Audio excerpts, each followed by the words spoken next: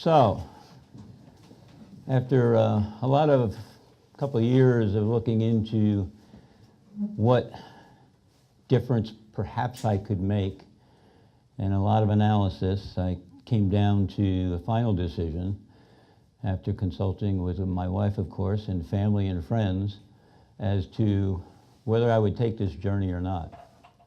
I'm going to explain to you shortly why I came to that decision, but the main reason is only 4 or 5 things.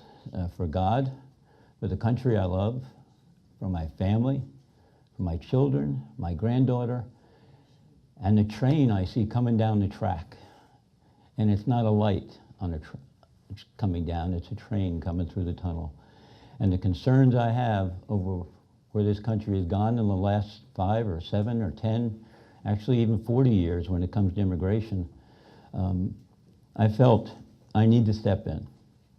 I've watched the election in the last 4 cycles of people going after and trying to unseat incumbents. And I've learned in the last 4 months how difficult that is in particular, regardless of how successful that incumbent is. So what made me make this decision? Well, quite a few things. Number 1 is our homeland security. Number 2, our economic situation, not only from 2008, but even where we are in the last 2 days where the economy is stalled. What's going on overseas in China, how it's affecting our stock market, how it's affecting still unemployment. Number 3, I look at the immigration issues that we're facing, and I'm going to talk more about these things. And number 3, the health care and the cost that we've already experienced of what we want to do the right thing for America and covering health care for everyone if possible. But what that cost has is now resulted in a $17, $19 trillion of debt that our children and us are facing right now as we look at our premiums every year as we go forward. But the most important thing that I'm afraid of and scared of, and I think you are too from what I hear and from what feedback we've gotten, is whether we're safe anymore, whether we're safe in our homeland. What I want to address is, what has Leonard Lance done about it? Where is he? If I was elected and was in the seat during these fiascos and disasters that have faced our country in the last few years, first of all, Leonard Lance should be screaming from the bell tower when he was asked to, when you get the Obamacare, vote for it now and read it later. I would have boycotted the steps of Washington, D.C. I would have had rallies in Hunterdon County and all around the District 7 to bring publicity to the fact of how ludicrous is Pelosi to stand there and say, you can read it later, just sign it now so we can get it done. And then we hear the mastermind of Obamacare step up at events and say, we fooled the people. It wasn't him that fooled the people. It was those that put this health care program together. And the very architect goes on the microphone at an event and proud and laughing and saying, we fooled the people. That's what we want to have, and that's where Leonard Lance was standing there, and then the Republican Congress stands up and say, golly gee, we don't think we should vote on this right now, and of course they voted it down, but where is somebody yelling from the bell tower?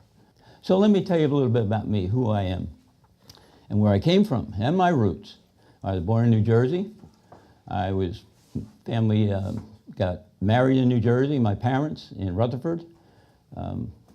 My dad was a CPA, and as we grew in Rutherford, then Verona, my dad's CPA as a consultant and ultimately controller of big companies, and a CPA decided that there was other opportunities, and we ended up in Massachusetts, where I did my elementary school, my brothers and sisters. There's 5 of us in the family, and as I was in high school, in my junior and senior year, my parents separated, and my mom had to then raise not only my 5-year-old brother, but also my 2 sisters, and my oldest brother had already left the nest. So my mom said to me, we're going to have to leave the house. And I said, well, let's see what we can do. And I worked with my mom as she went back to work. ended up working 2 full-time jobs, 80 hours a week, with accolades from the state for Mother of the Year, and raising 4 children. And at high school, I went and cleaned hotel rooms, cleaned rooms at hospitals, and landscaping on the weekend to try and save the house for my mom. But what my mother built was to get through that struggle. Those issues in raising not only the 5-year-old, but keeping our family together strong, faithful in the Lord and God, and building character. The strength I saw in my mom gave me strength. And what she always told me was, Craig, if you see something, do something. Don't just stand around and watch. Step in. So that handout you see in front of you where it lists what I got involved with, not only going back to being involved with politics and watching behind the scenes, but supporting conservative Republican candidates that stood for pro-business, that stood for faith, that stood for reaching out and trying to make a difference. I said, I want to put on an event to honor the Vietnam veterans, and I want to do it at Byrne Arena, and I want to fill the place. And so I worked diligently and funded to make this event happen. And it was a proud moment because I know I lost people from high school and college that were in Vietnam. And I know the sacrifices our military made.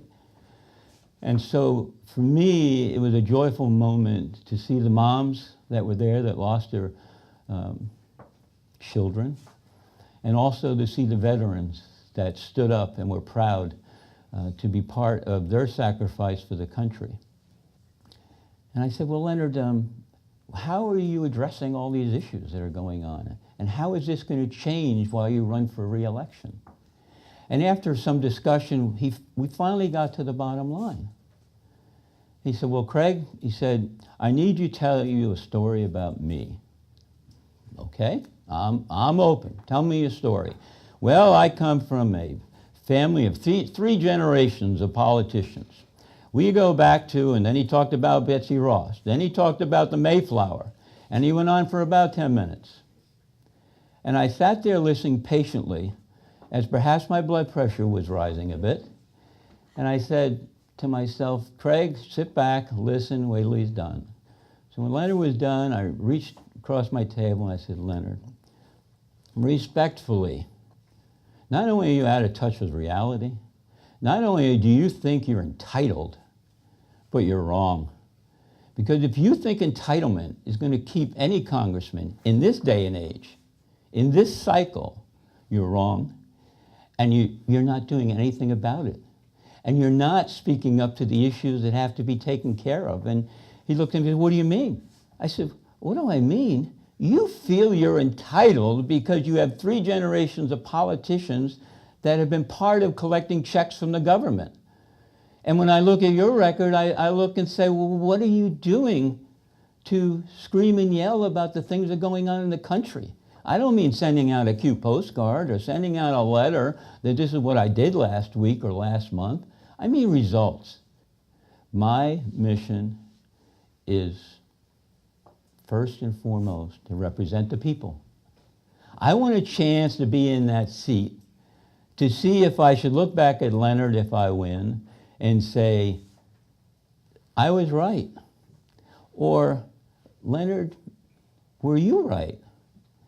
Were you right to be sitting in the House of Representatives for the United States of America with all your other colleagues and rubber stamping versus going out and trying to make a difference and stand up for what you feel is right?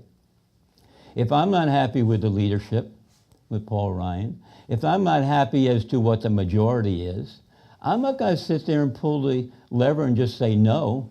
If I feel strong about a principle, I'm going to come out and talk about it, and I'm going to let my community know, and I'm going to let you know.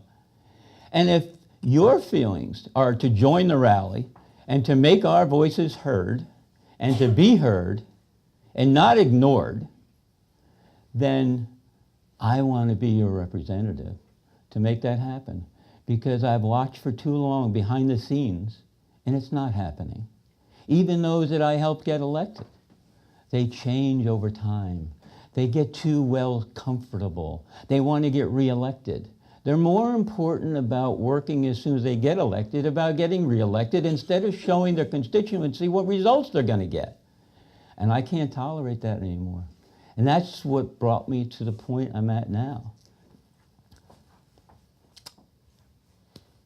I have a lot of positions on a lot of issues, but my number one priority in closing is to secure our country and our homeland so that we can be safe, to support the right to bear arms, to support immigration and build the wall, pass the cement. What do we have to do to execute instead of stop talking about it?